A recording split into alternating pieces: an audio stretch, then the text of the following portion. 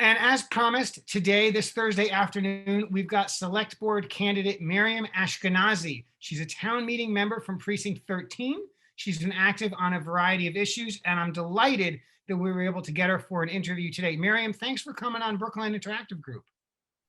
Thank you, Tommy. It's a real pleasure. I love chatting with you. We're having fun. And listen, we're going to jump right into it.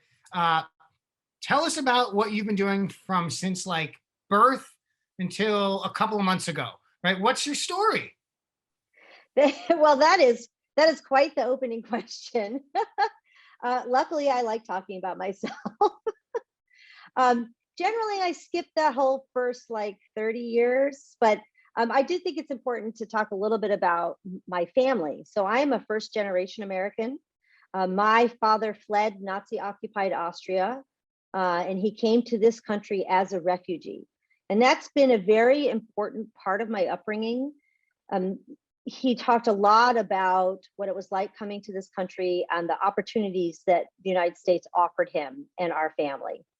And I think it's because of this history and seeing my father's commitment to public service, because he felt compelled very much to give back to this community, that I learned from my parents the importance of working to make the world a better place for everyone actively. My father and my mother were very much about, you got to get your hands dirty. You have to do the work. You can't wait for somebody else to do it for you. And for 15 plus years, that's actually what I did. So for those of you who don't know, I went to medical school. I did a residency in international emergency medicine and public health. That's a fancy way to say I got a master's in public health. And then I spent almost 18 years doing global humanitarian response. So if there was a disaster in a low resource country, I was usually there. I ran a 700 plus field hospital in Haiti after the earthquake a little over 10 years ago.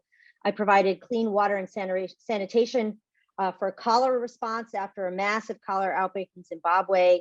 I worked in post-government upheaval Cambodia after the government change, in Mozambique after flooding. And I've learned a lot of really important life lessons working in these communities. I've really learned that my job is to listen and find middle ground and work collaboratively to empower the community that I'm there to serve, essentially. And actually, a lot of that translates into town meeting and into town government. I like to talk about that global humanitarian response because it was really pivotal in shaping me as a person, how I view the world.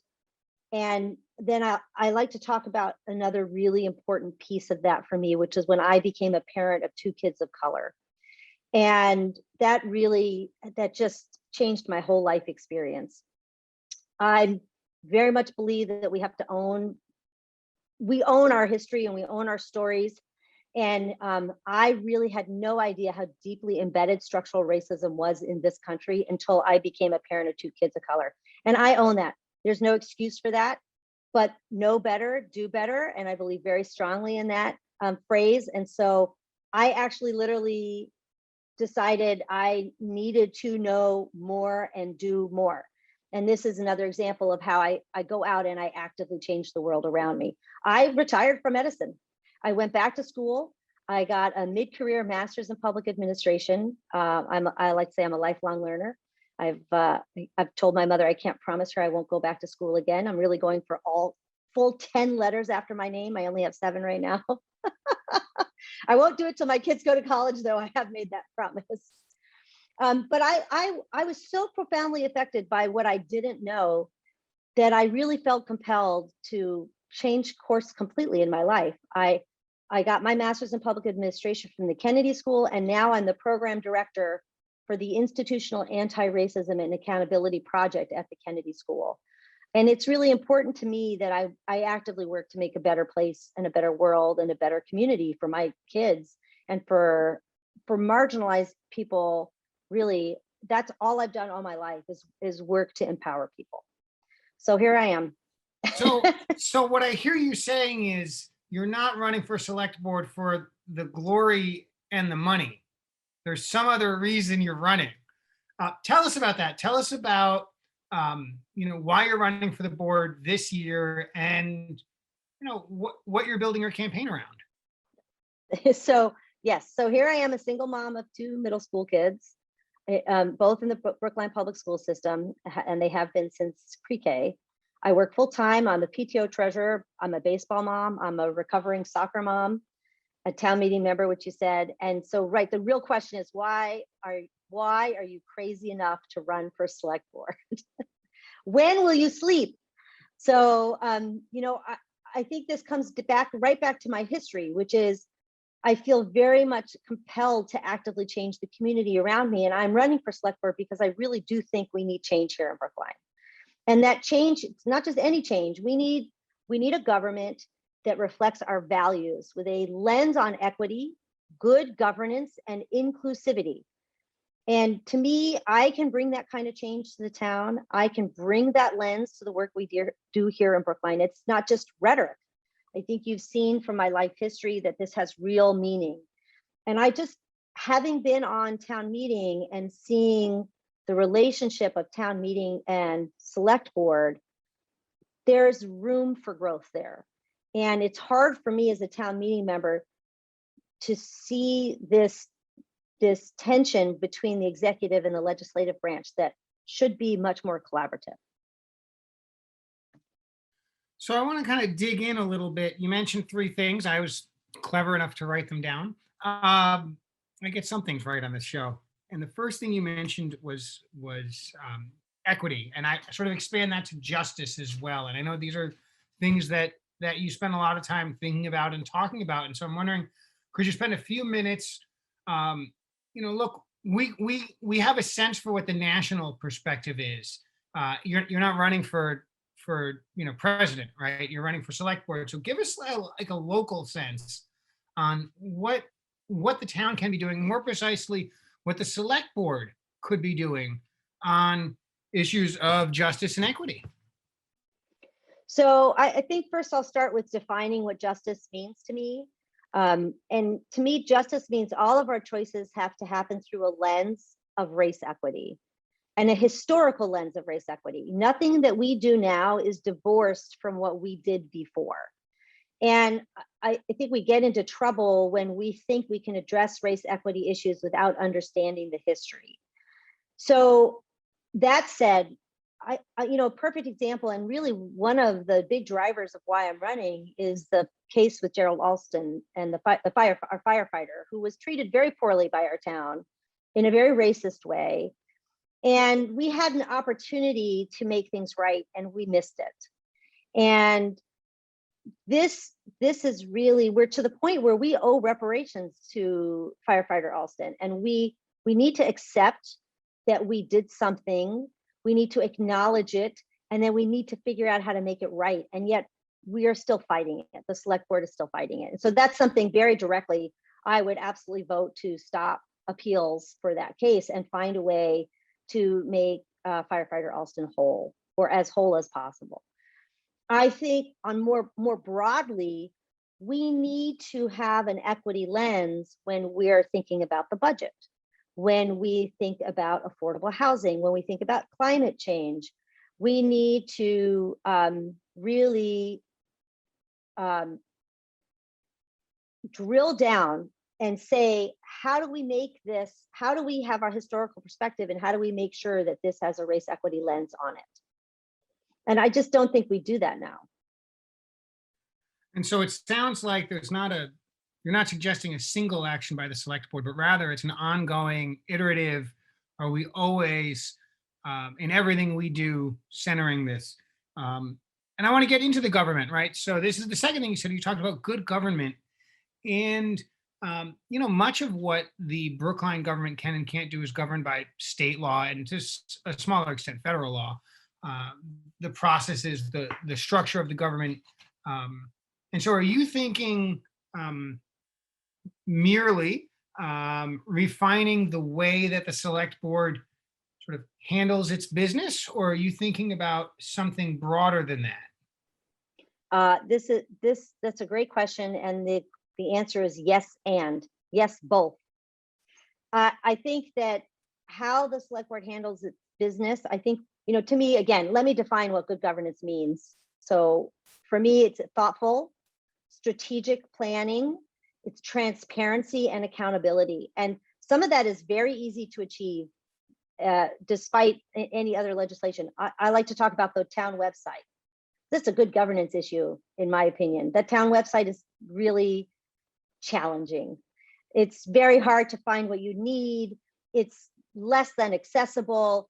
That's something we can fix. We don't need a whole lot to fix it. We just need to want to fix it, and want to fix it with a really sharp lens on transparency and accessibility and ease of use. Another example would be committees, how we decide who gets on what committees, how we look for those people, how we hold them accountable for their roles, and empower them on those committees. I think it's look, I know for a fact it's opaque. 6 years ago, I applied for the Diversity Commission. I did not get on. There were empty seats. They just didn't like my view on diversity, equity, and inclusion. To be clear, that was before the current iteration of the Diversity Commission is now. And nobody told me. I never received a letter. I was literally completely ghosted by the town. That's not good governance. Here you have somebody who's highly qualified with a special skill set. You're not putting on a committee specific to that skill set, and the answer is just not to answer. So that's easy stuff. That's accountability, that's transparency. I also think as we build policies, we need to build those policies with an eye on transparency. Another example I like to use is we're going to get federal funding for COVID response. And we need to be very thoughtful about how that's spent. We need a public input process. That's good governance. We need to make sure folks understand why we made the decisions we make on how to spend that money. And I just don't see that in the processes as they're happening now. Got it. So there's a lot for me to be thinking about as a member of state government at the very least.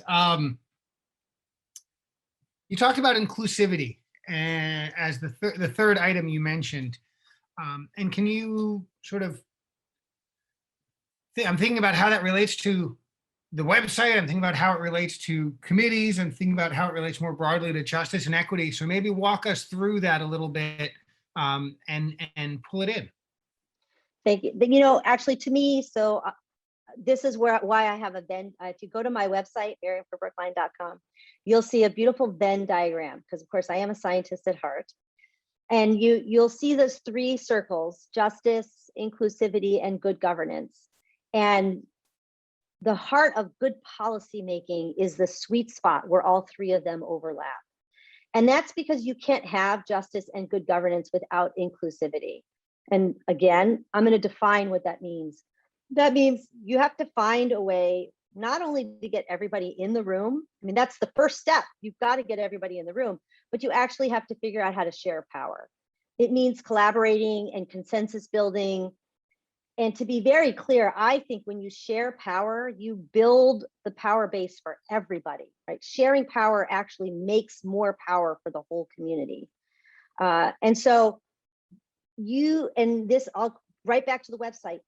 If you want people to be included in town government, having a accessible, useful, easy to use website, low hanging fruit, right? If we built our website for miriamforbrookline.com is accessible to the blind, we made absolutely sure that was the case. We really want to be thoughtful about making sure that everyone, I like to talk also about bell curves, that everybody who's at the edge of the bell curves, you're still under the bell curve, you still count, right? And so how do we make that clear, and how do we bring your voice and empower you at the table? So that's to me how they all relate. And so, I'm thinking about the week-to-week grind of the select board, and these are big visions, and they're going to take some time and some convincing and probably some money. But I want to sort of think through the week-to-week, the Tuesday marathons, right? As you know, and it involves warrant article reviews. It involves liquor licenses and victualler licenses and all these other sort of things. there's a lot that the select board does that's on the administrative side of things, I would say, as well as some things on the policy side. How do you think that week to week goes? What do you think your vision or your contribution is for these sort of, I don't want to say they're mundane, but they don't lead in the tab with who's getting open air parking permits this week. So give us a sense for how that relates to the things you've been talking about, and how your fingerprint is going to show up there.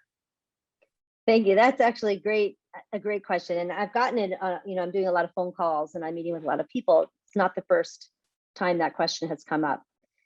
I actually think that right now, without a strategic plan, there are a lot of inefficiencies and there's a lot of discussions around issues that could be clearer if we had a strategic plan. So this is one of those moments where if you do the work, and it is work, and it takes some time to build a clear strategy that also has budget priorities aligned with your strategy, then actually making some of these administrative decisions becomes easier. I build programs. That is what I have been doing for the last 18 years. Even in global humanitarian response, I would go places where there was nothing and build a program. And one of the things I've learned is a clear strategic plan means you know when to say yes and you know when to say no. And then you don't have to take every decision and have a long drawn out discussion. Does this fit in our strategic plan or doesn't it? And if it's in a gray space, let's talk about it. I think the select board would really do itself a huge service and efficiency to actually take the time to have a strategic plan to help guide some of those decisions. And I think that applies to warrant articles. I think that applies to housing and zoning. I think that applies to parking, right? If you have a strategic plan that has a lens on transportation and housing, then you have some of those answers already for you. You don't have to rehash it every single time.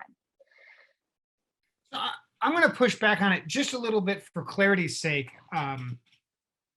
When we say a strategic plan, are you thinking like this is like a mission statement, a couple of sentences, or is this like a 100-page document, or right? Like what, when you say it's in the strategic plan and you wave a piece of paper in the air, how thick is that binding, right? It's not that I disagree. I'm just trying to understand, like, how detailed does the strategic plan have to be, for example, to tell us what we should do with the land we just bought on the top of Fisher Hill? Or should it just be general and trust that folks talking it out will get there? Give us a little more meat on that bone. I think that's a great question. And the answer is yes, I think we need a mission statement. What I like to do is have a vision and a mission. Those are the first. And I don't think for a town like Brookline, it would not be difficult to create a vision and a mission. I do not want a 100-page strategic plan. I think actually that becomes counterproductive. To me, a strategic plan, you outline your vision, you outline your mission, you outline core values. And so of course I would want in that strategic plan a core value of justice, right? Inclusivity, good governance, those would be core values. You could add, generally you shoot for somewhere between 3 to 7. Any more than that, it's not realistic. And then you give kind of, I would say my ideal strategic plan, and I've created many now, is anywhere between 5 to 10 pages. It is a framework by which you can help guide decisions. It is not, nope, the answer is right here on page 37, line 2. It's a framing, but we don't even have that framing. So I think that the answer is somewhere in between. We need a vision, we need a mission, and then we need to decide what is really important to us as a town. And once we do that and we have that framing, it also becomes much easier to align our budget with our priorities. Because one of the things in my work in race equity is I have become very familiar with the use of a budget to sustain the status quo, right? Fiscal responsibility is a very common term for we don't want to spend money on that because it's new, it's different, it has a race equity lens, whatever it is. And I want to reframe what fiscal responsibility means. Fiscal responsibility should mean our budget aligns with our priorities. And that doesn't necessarily mean that our budget looks like it did 10 years ago. It must change. In fact, I would argue that if we don't change, we're in real trouble. So strategic plan is a framing. It's the outside of the house, how we build the house. That's, you know, much more detailed, and we're not going to get into that. I mean, that's part of what the warrant article process is, but a framing actually will help guide the warrant article process, I think. So I hope I've answered your question. Now, this is really helpful. And in thinking about the strategic plan, as well as the things that you talked about, which are not in a specific spot, you know, in the org chart, I'm thinking about silos. And in government, we have historically built silos, right? We have the Department of Public Works. And within the Department of Public Works, we have highway and we have parks and we have the water department, right?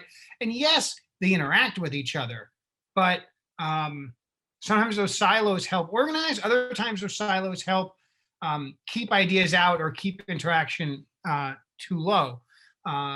So given that is the way we tend to structure bureaucratic organizations, especially governments, help us think through how you work in that status quo, or perhaps change it, with respect to justice, equity, good government, inclusivity, with respect to a strategic plan, right? How do the silos come into that conversation? I think that one of the challenges that we have in the current form of government is single issue thinking. So if you have somebody, you know, obviously my issue is race equity, but I see race equity as something that overlays everything. So I will say, you know, climate mitigation, affordable housing, transportation, and equity all intersect. And a good policy will look at all of those things together rather than at one, as you said, siloed, just affordable housing or just transportation. And I just have to tell this one little story. It's just, never has it been more present to me, this intersection between housing, transportation, and equity and climate change, than when I responded to Hurricane Katrina. I was a consultant for Oxfam, and I was in the 9th Ward after the flooding. And there you stand there and you look at people who died because they didn't have buses. They didn't have buses. We couldn't transport them from their houses, that they were forced to live in a floodplain affected by climate change, much more so than many of their neighbors. I mean, that's it, right? That's the intersection of all of that. And I carry those experiences with me. And that's why I think the silos can be really, really hampering to good policy. So what do we do about it? Well, first of all, I think we stop putting single issue people in positions where we need people with a mind to learn. I always like to say one of my best skills is I know what I don't know. Right? I'm happy to say, you know, I had a house party, and actually somebody reached out to me afterwards and said, I would love to sit down with you and give you a tutorial on affordable housing. And I said, you know what, I would love that too. And I didn't just get one, I got several. And I love that. I'm a lifelong learner, but I think the point is, my father always used to say, you hire an expert and then you listen to them. And he'd say the surprising number of people who don't hire the expert or don't hire them, or do hire them and then don't listen to them. So I think there's a skill there too, to say, I don't know this, please educate me. I think the other thing is, I bring from my global humanitarian response experience is, none of that work can happen if you aren't all working together. There is something in the international response field called the cluster response. So there are clusters. There is the security cluster, there's education, there's the camp management, there's water, sanitation, and hygiene, there's health, there's, you get it, right, telecommunications. So all the clusters have their own meetings, and then they have tri-cluster meetings. So water, sanitation, and hygiene meets with food and health, because all of those things have their own little Venn diagram, right? And so we need to start saying, oh, you want to do a housing production plan, which we should do a 2021 housing production plan. We need to make sure somebody from the transportation and biking is represented on a committee talking about housing production. And also we need to make sure somebody's keeping a sharp lens on race equity, and climate mitigation needs to be a part of that committee too. So I think we just need to think about how we are putting together people and their levels of expertise. And that comes back, by the way, to good governance, which is how do we decide who's on what committee, and then and make that a really transparent, welcoming, and appreciated process. Well, the voters have to decide who's going to be on the select board committee. Miriam Aschkenasy, running for select board. Thank you so much for your time showing up on Brookline Interactive Group Voters. As you know, you get tired of hearing me say it. Star Wars Day, Tuesday, May 4th is the election. The polls are open from 7 a.m. to 8 p.m.